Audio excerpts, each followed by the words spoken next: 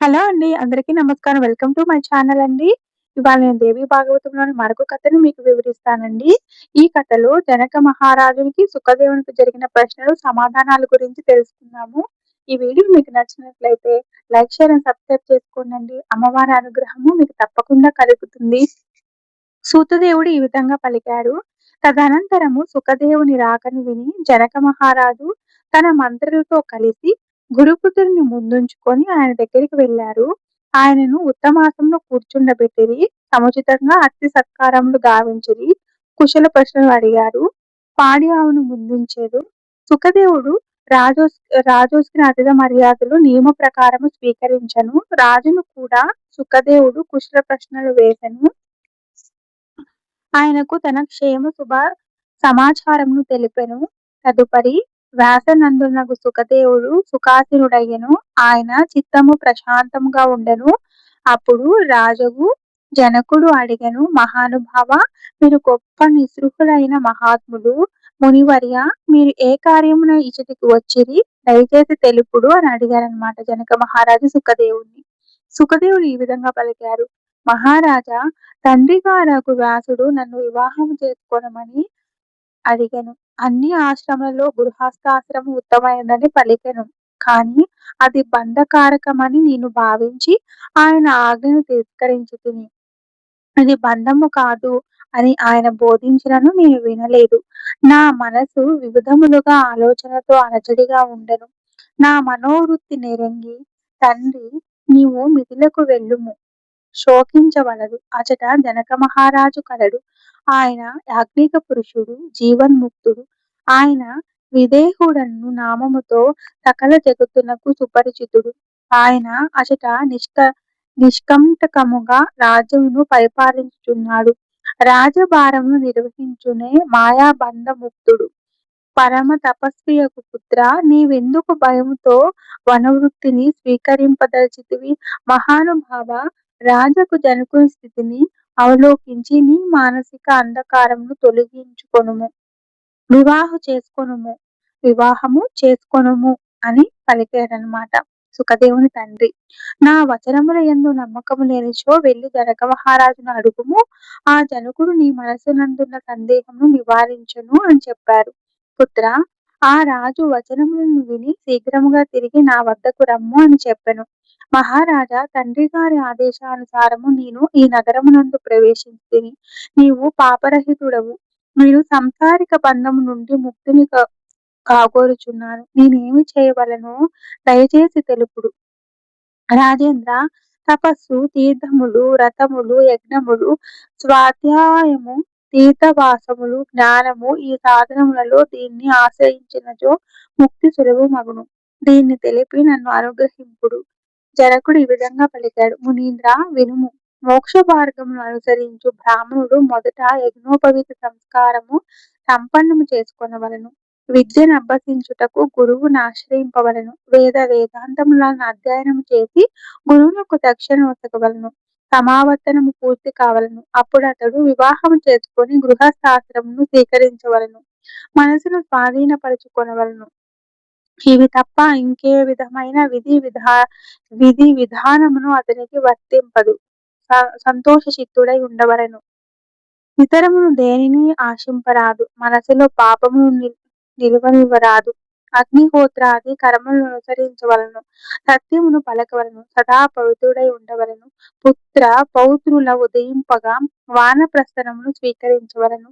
తపమును మొనరించి కామ క్రోధాది అరిషట్ వర్గములను జయింపవలను. తదుపరి పుత్రుని దగ్గర నుండుటకు భార్యను నియమించవలను. న్యాయపూర్వకముగా సమస్త అగ్నులను తనలో లీనమర్చుకొని 4వ ఆశ్రమున అడుగిడవలను. ధార్మిక ప్రభావమును మనసు నుండి ఎప్పుడూ దూరము చేయరాదు. చిత్తము ప్రశాంతముగా ఉంచుకొనవలను. అట్టి స్థితి శుద్ధ వైరాగ్యముననే సమకూరును. విరక్తుడైన పురుషుడే సన్యాసమును స్వీకరించుటకు అధికారి అగును. విరాగి కానిచో ఎప్పటికైనా సన్యాసమును స్వీకరించుట అనుచితమగును. ఇది వేదము యొక్క సత్యవచనము. దీనినెవ్వరునూ మిథ్య చేయలేరని నా దృఢమైన అభిప్రాయం. సుఖదేవ, వేదముల ఆదేశమును అనుసరించి 48 సంస్కారములు చెప్పబడినవి. వాటిలో గృహస్థులకు 40 సంస్కారములు మహాత్ములచే నిర్ణయింపబడినవి. దానికి తోడు సమ సమధమాది 8 సంస్కారములు ముక్తిని కోరు వారికి నిశ్చయింపబడినవి. క్రమముగా ఒక ఆశ్రమం యొక్క నియమములను పాటించి ఇంకొక ఆశ్రమమునకు వెళ్ళుటే సముచితమని మహాత్ములు ఆదేశించెదరు. సుఖదేవుడు ఈ విధంగా పలికాడు. బుద్ధియందు వైరాగ్యము, ప్రత్యక్ష పరోక్ష జ్ఞానములు ఉదయించిన తర్వాత గృహస్థాది ఆశ్రమమునందుండుట అవసరమా, లేక వనమునందుండుట సముచితమా? జనకుడు సమాధానం ఈ విధంగా చెప్పాడు. అయ్యా, భర్యములకు ఇంద్రియముల మీద అధికారమును పొందుట మిగుల కష్టమైనది. ఈ ఇంద్రియములు పరిపక్వము కాని బుద్ధిగల మానవుని మనసునందు అనేక ప్రకారములైన వికారములను ఉత్పన్నము చేయును. ఒకవేళ అట్టివాడు కన్యాత్వమును స్వీకరించినచో కామవాసన జాగృతము కావచ్చును. బట్టి ఎడల ఆ పురుషుడు రుచికర పదార్థములను తినుటకు, మెత్తని శయ్య మీద నిద్రించుటకు, ఇంద్రియ సుఖములను అనుభవించుటకు, పుత్రులను పొందుటకు అతనిలో గల కోరిక ఎట్లు శాంతించును? వాసనలు మిగుల బలవత్తరములైనవి. వాటిని ఎట్లు శాంతింపచేయగలను? అందువలన వీటి వేగమును శాంతింపచేయుటకు క్రమముగా త్యాగి కావలయును. పైన నిద్రించువాడు ఎప్పుడో ఒకప్పుడు కింద పడును. కింద నిద్రించువానికి పడుటకు అవకాశమే ఉండదు. సన్యాసి అయిన తర్వాత భ్రష్టుడైనచో అతనికి ఇంకే మార్గమును సహజముగా లభించదు. చీమ తన పాదముతో వృక్షమూలమునకు ఎక్కి చిన్న చిన్న కొమ్మలకు ప్రాకును. నెమ్మదిగా కష్టము లేకుండా పండు వరకు చేరుకొనును. ఏ విఘ్నము కలుగునో అను భయము చేత పక్షి వేగముగా వెళ్ళును. పరిణామవశాత్తు పక్షి అలసిపోవును, చీమ సుఖపడును. భగవంతుని సాక్షాత్కారము నుండి వంచితుడైన వాడు ప్రబలమైన తన మనోవేగమును ఆపుకొనలేడు. అందువలన క్రమముగా వర్ణాశ్రమ ధర్మములను పాటించుచు మనస్సును జయింపవలను. గృహస్థాశ్రమం నుండియే సదా శాంతుడై ఉండవలను. బుద్ధియందు వికారములకు చోటివ్వరాదు. ఆత్మచింతన చేయవలను. లాభమునందు ప్రసన్నుడగుట, హానియందు దుఃఖమును పొందుట జరుగరాదు. అన్ని పరిస్థితుల్లోనూ సమాన బుద్ధితో ఉండవలెను. దుఃఖమును కలిగించు విషయమును పరిత్యజించి శాస్త్ర విహిత కర్మలను ఆచరించవలను. భగవత్ చింతన వలన కలుగు ప్రసన్నతను హృదయమునందు నింపుకొనవలను. అట్టి పురుషుడు భవబంధముల నుండి నిస్సందేహముగా ముక్తుడగును. అనగా నేను రాజ్యపాలనము చేయుచు కూడా జీవన్ముక్తుడై ఉన్నాను. నేను నా ఇచ్ఛానుసారము కర్మ చేయుదును, కాని ఏ కర్మ కూడా నాకు బంధకారకము కాదు. మునీంద్ర, వివిధములకు భోగములను అనుభవించుచు అనేక కార్యములను చేయుచు కూడా నేను సమతుల్యముగా ఉండును. అట్లనే నీవు కూడా ముక్తుడవుటకు యత్నింపుము.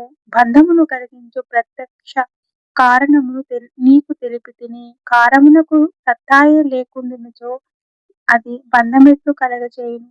పంచతత్వములు వాటి గుణములు కేవలము కల్పించును, కానీ వాటికి వాస్తవిక సత్తా లేదు. బ్రాహ్మణోత్తమ, ఆత్మ అచింత్యము, శుద్ధ స్వరూపము, నిర్లిప్తము. అది కేవలము ఊహ చేతనే తెలియబడు. ఎప్పుడునూ ప్రత్యక్షముగా ఉండదు. అప్పుడది బంధన మెట్లగును. ద్విజవర్య, సుఖదుఖములను అగాధ సముద్రములో ముంచునది ఈ మనస్సే. ఇది పరిశుద్ధమగుట వలన ఇంద్రియములన్నిటి యందు వికారములు లుప్తమగును.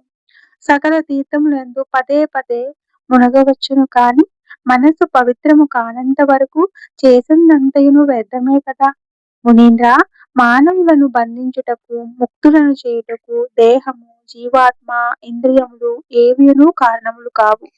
కేవలం మనస్సే ముక్తులను చేయుటకు కాని చిక్కులలో పడవేయుటకు గాని నిమిత్తమగును. ఆత్మ ఎప్పుడును శుద్ధము, ముక్త స్వరూపము. అది ఏ విధముగానైనను బంధనమున చిక్కుకొనదు. బంధమోక్షములు ఉండును. మనసు శాంతముగా ఉండినచో బంధమోక్షముల సత్తా స్వయముగానే శాంతించును. శత్రుత్వము, మిత్రత్వము, ఉదాసీనత మొదలగు భేదములన్నీయును మనస్సునందుండును. ఆత్మ ఒకటే. మానవులకు ద్వైత బుద్ధి లేనిచో భేదమున్నది అసమమగును.